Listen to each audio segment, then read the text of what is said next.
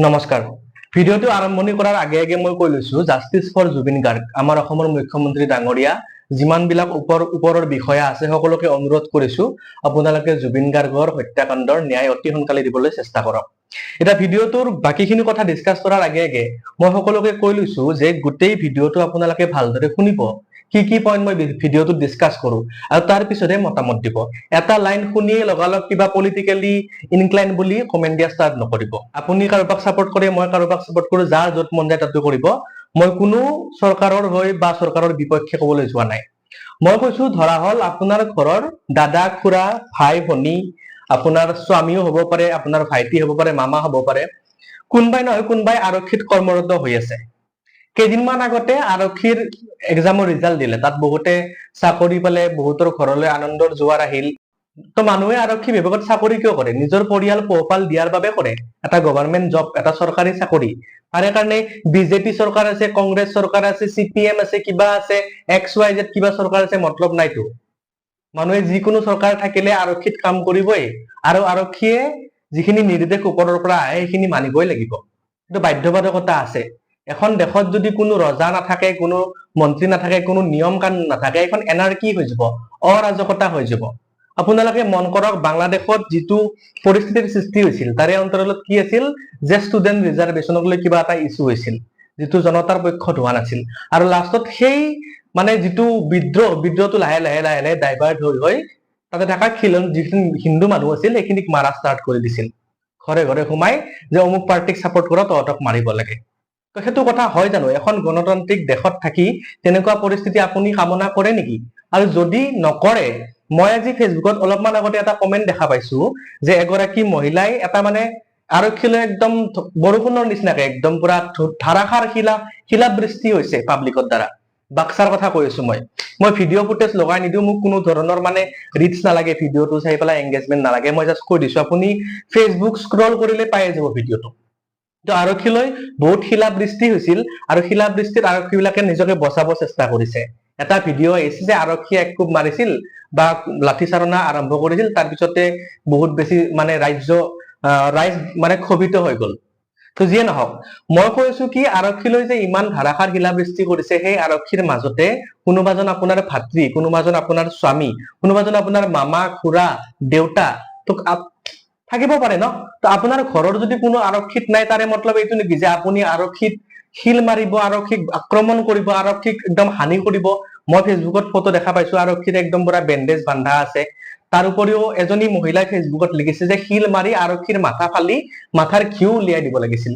চক নাৰকীয় তৃপ্তি, চেডিষ্টিক প্লেজাৰ। কি কাৰণত এই কমেন্টটো কৰিছে, কিয় কৰিছে আই ডোন্ট নো। মানুহজনক মাৰি মূৰৰ ঘিউ উলিয়াই দিব লাগে তেনেকে কৈ পেলাই আনন্দ পাইছে। এনেকে জুবিন গাৰ্গৰ ন্যায় বিচাৰিব, অসমীয়াজনক মাৰি ন্যায় অৰ্জন কৰিব তেওঁলোকে। কোন কোন অন্তৰালত আছে, কি আছে, এইবিলাক কথা মই নকওঁ, মই পলিটিকেলি বায়াস হৈ যাম কলে। তো আপোনালোকে ছচিয়েল মিডিয়া নিউজ চাই আছে যদি গম পাবই, কিন্তু আপোনালোকে অকনমান মগজু খুলি পেলাই কথাটো ভাবক যে ন্যায় বিচাৰৰ নামত আমাৰ আদালত আছে। এজন মুখ্যমন্ত্ৰী আদালততকে উৰ্ধত হব পাৰে নেকি? আমাৰ যিটো হাইকোৰ্ট আছে, উচ্চ ন্যায়ালয় আছে, আমাৰ সুপ্ৰিম কোৰ্ট আছে, উচ্চতম ন্যায়ালয় আছে। তো বিভিন্ন ধৰণৰ ন্যায় দিয়াৰ বাবে আমাৰ সংস্থা আছে দেশখনত। তাৰে কাৰণে আমি নিজে যুঁজি যাম, আমি জাষ্টিছৰ কাৰণে সদায় মাত মাতি যাম।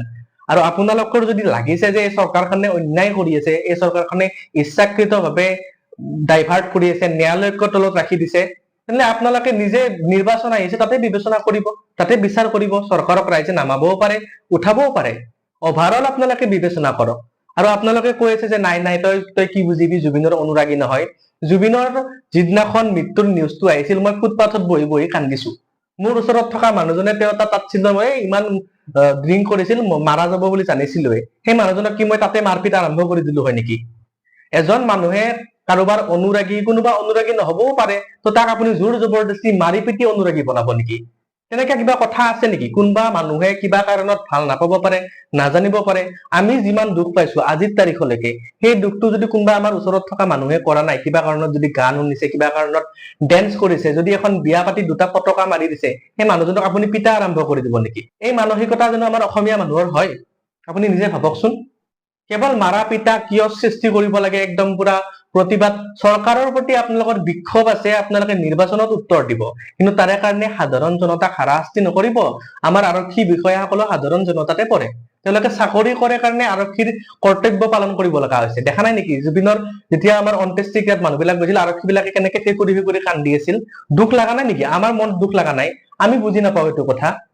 তো যিকোনো এটা বস্তু হোৱাৰ কাৰণে প্ৰচেছ থাকে, আমি অধৈৰ্য হৈছো। মই নিজেও কৈছো যিমান পাৰে আপুনি লুপ হল ইউজ কৰক। মই মুখ্যমন্ত্ৰীক এটা ভিডিঅ'ত এপিল কৰিছো যে আপুনি আইনৰ যিমান লুপ হল আছে এপ্লাই কৰক, তাহাঁতক জল্দি জল্দি শাস্তি দিয়ক, সেইটো প্ৰতিবাদ কৰিছো। কিন্তু তাৰে বিনিময়ত আপুনি আৰক্ষীক মাৰি পেলাই কাৰোবাক জোৰ জবৰদস্তি বাধ্য কৰাই পেলাই এইবিলাক পৰিৱেশ সৃষ্টি নকৰিব আপুনি। আৰু আপোনালোকে যদি একদম অন্ধভাৱে যদি সমৰ্থন কৰে তেনেকুৱা মানুহক, সেই লাগি আপোনাৰ ঘৰতো পৰিব এদিন, গম পাব। কিন্তু তেতিয়া এই কথাটো অলপমান গভীৰকে ভাবক। দিৱালী আহি আছে, দিৱালী পোহৰৰ উৎসৱ।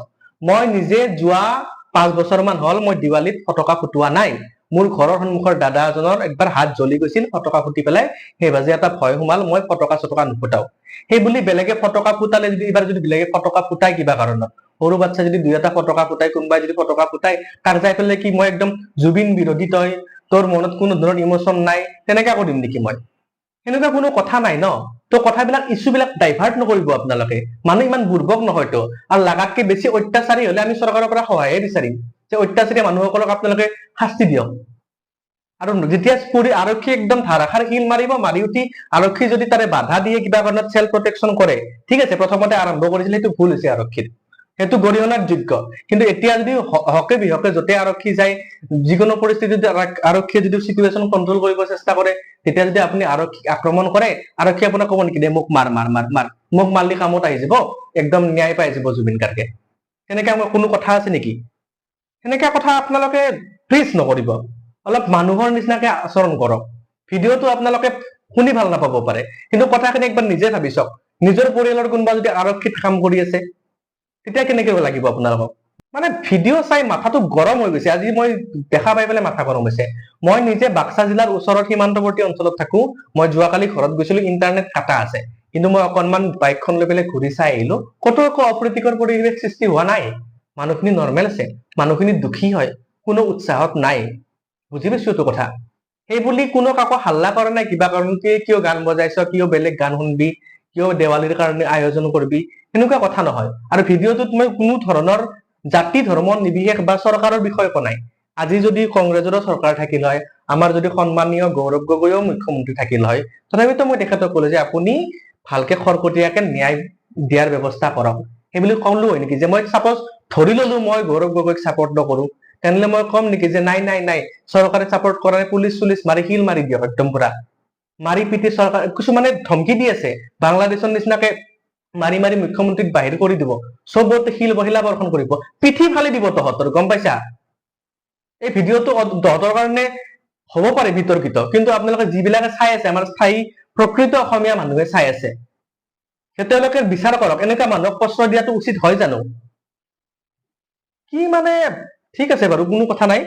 শেষত মুখ্যমন্ত্ৰী ডাঙৰীয়াক মই আপিল কৰিছো, আপুনি সোনকালে সংবাদ মেল কৰক। যোৱাকালিতো কৰিছে, মানুহক আপডেট বিলাক ধুনীয়াকে ক্লিয়াৰকে দিয়ক, কি কি প্ৰচেছত চলি আছে ন্যায় প্ৰক্ৰিয়া, আৰু লগতে অসমখনক শান্তিপূৰ্ণ পৰিস্থিতি বজাই ৰাখক।